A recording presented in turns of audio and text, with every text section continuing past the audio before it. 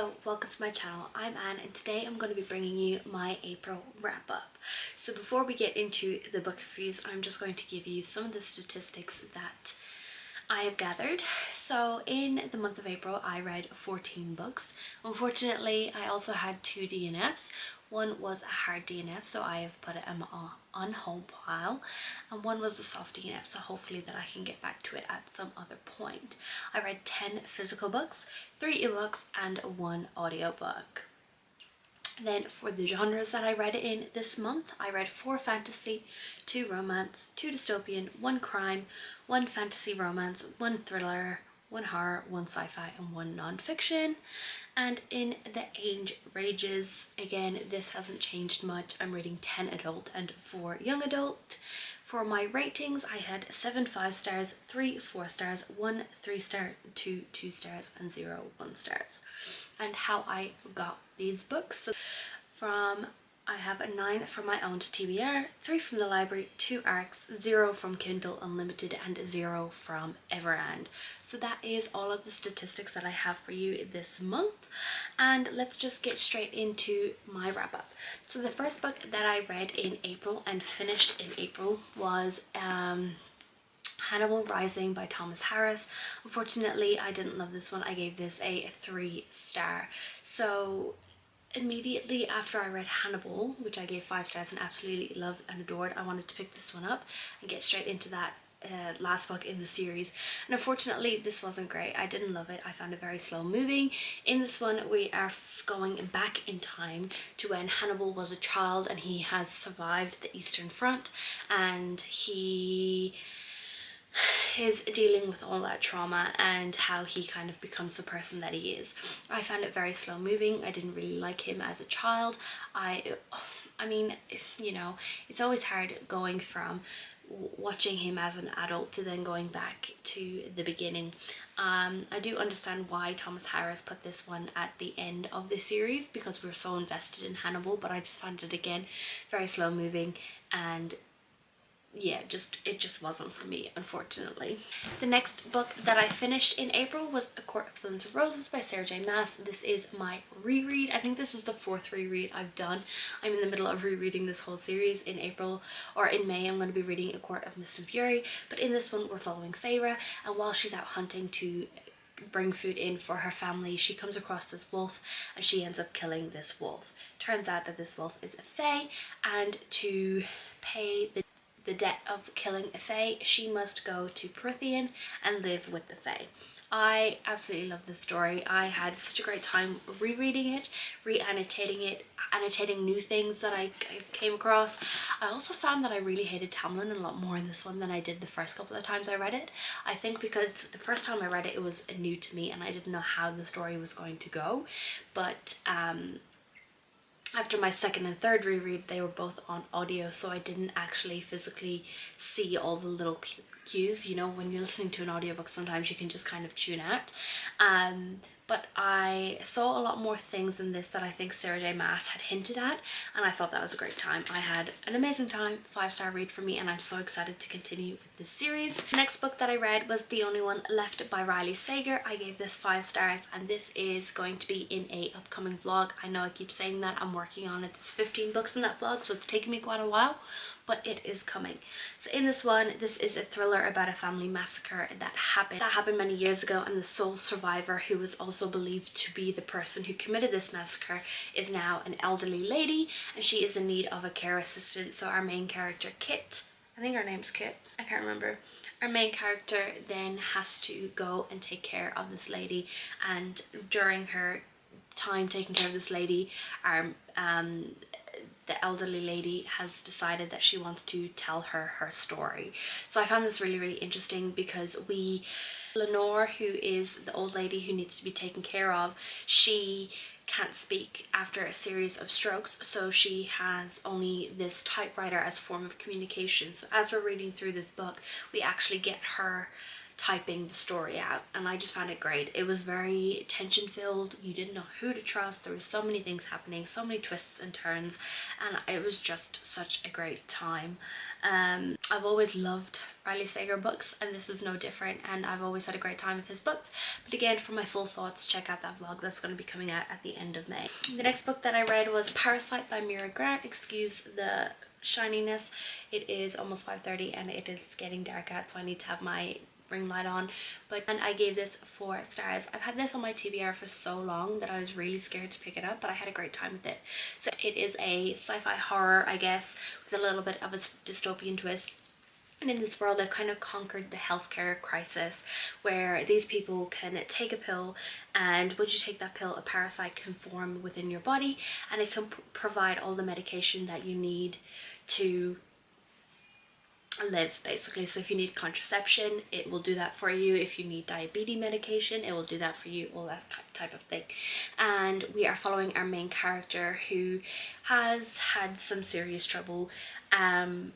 She got into a big car crash, and she is one of this company's biggest accomplishments, because the parasite actually saved her life.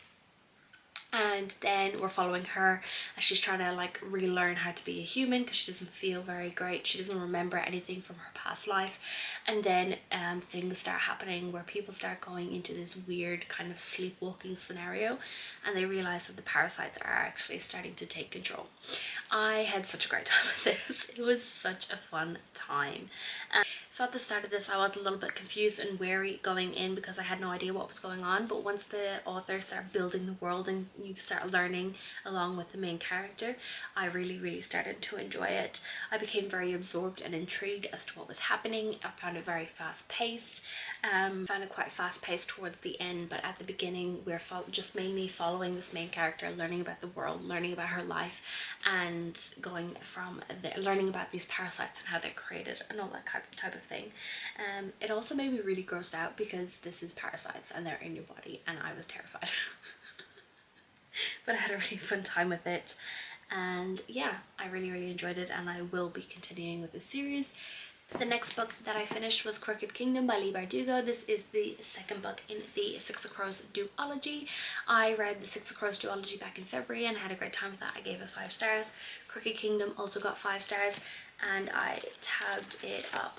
I was wary going in, because I wasn't sure if I was gonna like this one as much as I liked Six of Crows, because everyone says Crooked Kingdom is like god tier. And I loved it and gave it 5 stars. So in this one, this is following on from Six of Crows, but in Six of Crows we're following Kaz Brekker and his group of misfits, and they are on this mission to do a heist. They get hired to do a heist, and they must kidnap the scientist in a impenetrable prison and bring him back to Ketterdam, where, because the scientist has created this drug that affects Grisha's powers and makes their powers like more powerful and things like that. So in this one we're following what happens after Six of Crows. I don't really want to talk too much about what happened in this, but this book was so good. We get to see so much more of the characters, understanding who they are. We just, it's so good. This one made me cry. We see a lot of relationships develop, a lot of people learn a lot of things, action packed, and it had so many amazing action moments, but it also had those quieter moments where the characters are building relationships and being more honest with each other, and there's just so much happening in this, and I had an amazing time. I loved it. The next book that I read was What My Bones Know by Stephanie Fu. I gave this 5 stars.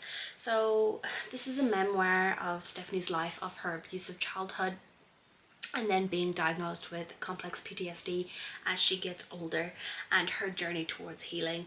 I read this on audio. I heard amazing things about this one, and I just really wanted to check it out. I really wanted to up my nonfiction reading for the year, and yeah, this is a rough read.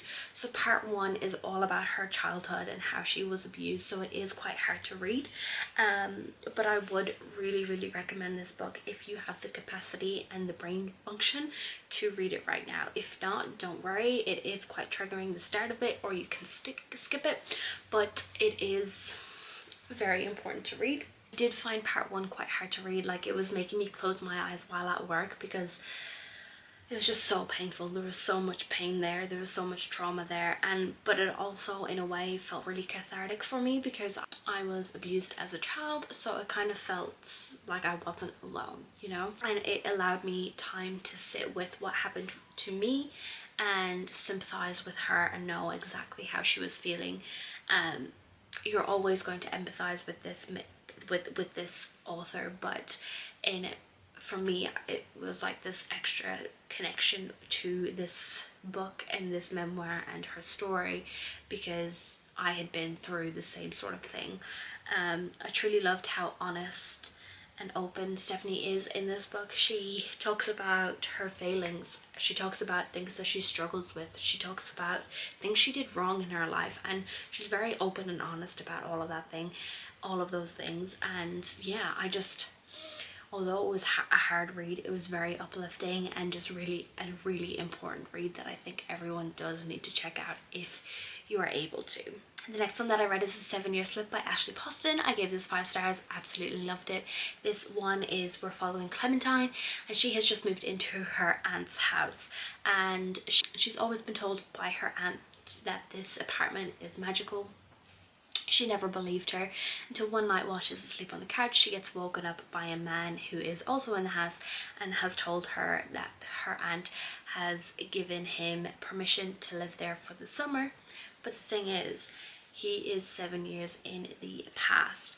This is another book for that vlog that's going to be coming soon, but I adore this book. It is so beautiful, so magical, so romantic, and it just talks about a lot of important things. And I know that if you're not a big romance reader, I still think that this is one for you. There's that little bit of magic, and it's not, I wouldn't say there's a lot of romance within the story. I would say that there's a lot more character growth and learning about yourself and doing things for you and all that kind of thing. But yeah, I had a great time, and I'm really looking forward to reading more from this author. Then I read Part of Your World by Abby Jimenez. This was another 5-star read for me. Can you tell I've been loving my romances lately? But this is one where we're following Alexis. She has just gotten out of a bad relationship, and on her way home from a funeral, she ends up in a ditch, and this random guy in this random town helps her out of the ditch, and she ends up hooking up with him. And turns out he's 10 years younger than her, and that freaks her out completely. She is this big hotshot doctor with a big family legacy. He is just a small town country boy who is never going to leave this town because he's kind of like, he's very important to the town. And we just watch their relationship grow and the struggles that they go through. I had a great time with this. I loved it so much. It made me laugh out loud so much. There's certain scenes where I was laughing so much that my boyfriend was like, what are you laughing at? And then I had to read those scenes out to him. There's a certain one with a ring light and taking a picture, and it was just, if you know, you know. And I had a great time with it. Again, my full thoughts will be in a vlog coming very, very soon. I know you're gonna get sick of me saying that, but it is true. Then I read Song of the Deep by C.H. Lynn. I gave this 4 stars. I received this as an ARC through the Valaris Vixens, so massive thank you to those special ladies on Instagram. Make sure you check them out. I'll leave their Instagram down below. But I read this and I had a great time.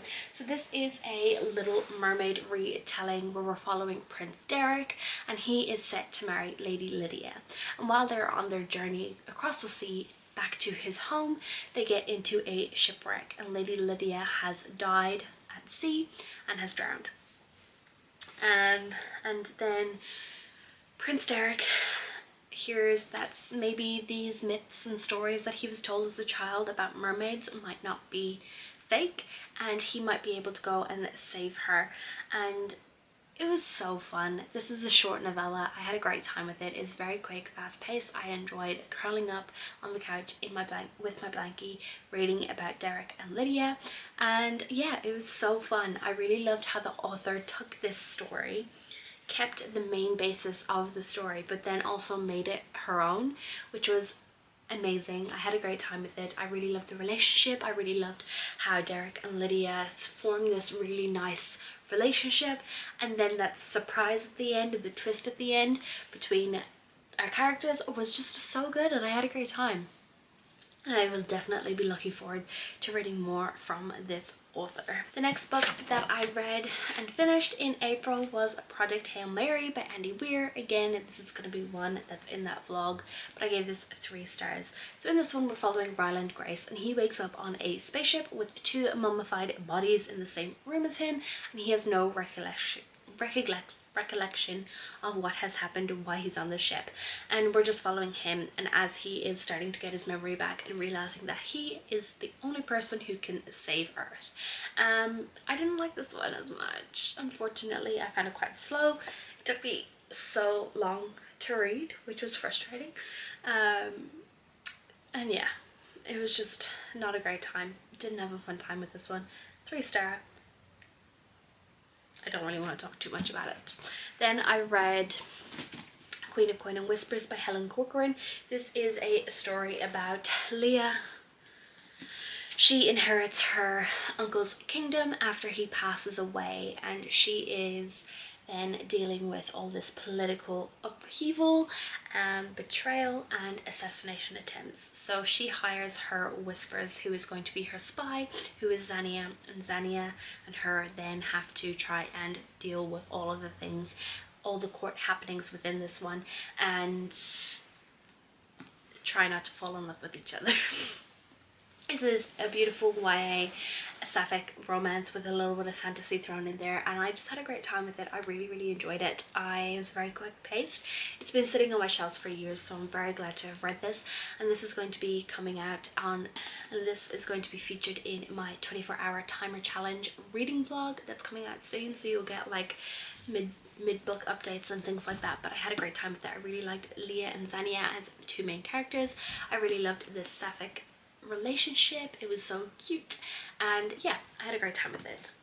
Then I read and picked up The Hunger Games by Suzanne Collins. This is another reread for me because I ended up getting into a bit of a slump because after this one I had 2 DNFs and I was feeling slumpy, so I picked up something that I've been meaning to read for a long time, and I read The Hunger Games, and this is another 5-star read for me. But basically we are set in this dystopian world where the government has total control over everyone, and they create this competition where 2 children from the age of 12 to 18 every year have to compete in this Hunger Games. So we follow Katniss, and she has been entered into the Hunger Games, which is a competition for the last person who's standing.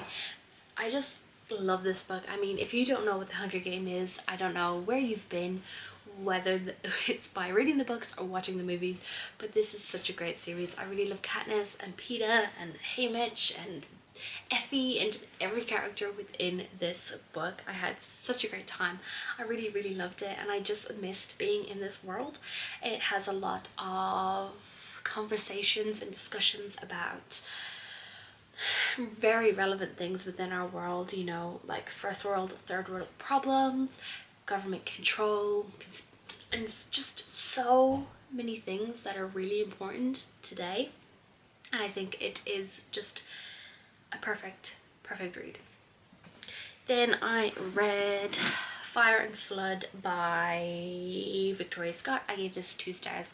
So basically the main premise of this book is we are following our main character, and she has been invited to take part in this competition, and if she wins this competition she will get a cure for her brother who has cancer. And I didn't like this book. Did not like it. I pulled it out of my TBR jar because I wasn't sure what I wanted to read next after the Hunger Games, and I wanted something quick and fast paced for the end of my 24-hour timer challenge. And this one came out and I was like, ooh, okay, short YA with a little bit of fantasy thrown in there. I did not like it. I don't like her main character. She was whiny and moany and just so obsessed with her looks and looking good. Like, she is injured and bleeding, and at one point she's like, oh, but I need to do my makeup and fix my hair.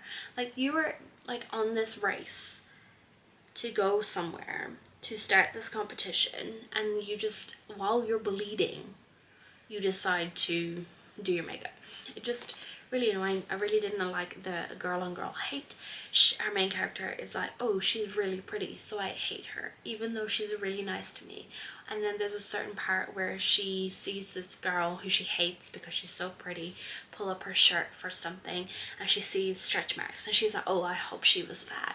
I hope she was really big years ago before she lost all the weight, and things like that. And I just did not like that. It was published in 2014, so you know, we're in that era where it was girl on girl hate and the toxicity of all of that, and I just did not like it. I also don't understand like, in this book, no one seems to know why this thing is taking place, who's running it, why they're doing it, anything like that. It's just, it doesn't make sense to me, and I just did not enjoy it. And then to finish off the month, I read another 2-star read, and it was Godwalker by Daniel Georgievich. And I'm sorry, I don't know how to pronounce his surname, but in this one, our main character is approached by a god and told if he completes these tasks, the god will bring his dead daughter and wife back to life. And I didn't like it. I was reading it and I was hoping it would get better, and then I looked down and I realized I was 50% of the way in, and then I was like, shit, I've wasted I don't know how many hours on this book already. I cannot DNF it right now. So I just continued on. I did not like our main character. Unfortunately, the story just didn't make sense to me. Like, no, there was no reasoning behind the things that this person was doing. It was way too action-packed. There was none of these moments where you get to know the character. So all of the characters in the story, I have no idea about, understand what they were doing, why they were doing it, or anything like that. It was quite frustrating. And the amount of times coffee was mentioned in this book, in every chapter, was overwhelming. Like, okay, cool, you're drinking coffee? I don't need you to tell me every goddamn 5 minutes that you're drinking a coffee. It was just not a great time. But anyway, I don't really want to talk too much else about it because I'm going to get heated because I didn't like this book. But that is the 14 books that I read in April. What did you read in April? Let me know in the comments below. Make sure you like this video if you liked it, and subscribe if you want to see more content from me. Bye.